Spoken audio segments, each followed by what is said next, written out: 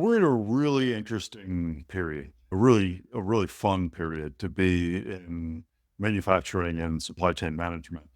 Global manufacturing is changing, and I think this is the biggest change we've seen since the 80s, where you started seeing a lot of outsourcing go to Asia, China, India, overseas. And a lot of the people who led that initiative to take those production lines and move them offshore have now retired.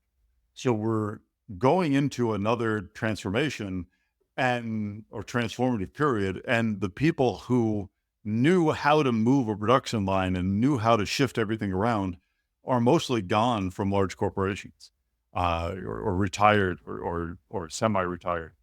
So we're in a place where you've gone from incredibly stable global commerce with reasonably friendly relationships, even with countries where the United States and Western Europe had economic rivalries like Russia and China. And now we're in a period where two things have happened. One, the supply chains have become less stable due to COVID, due to other health events, due to transportation challenges, due to extreme weather, due to labor strikes. Just this week, or just today, I think we've started a labor strike on the East Coast. For the last few years, we've been dealing with on and off labor strikes on the West Coast of the US. And what we're starting to really experience is the cost of having a highly distributed manufacturing footprint is catching up with some organizations. And the shift, combined with the political rivalries, are no longer friendly. The rivalry with Russia, the rivalry with China is becoming very heated.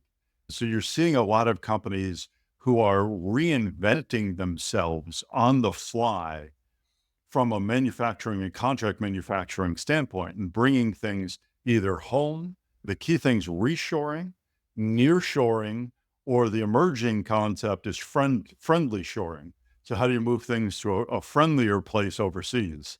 The friendlier helps you with geopolitical, doesn't necessarily help you with a lot of the supply chain disruption.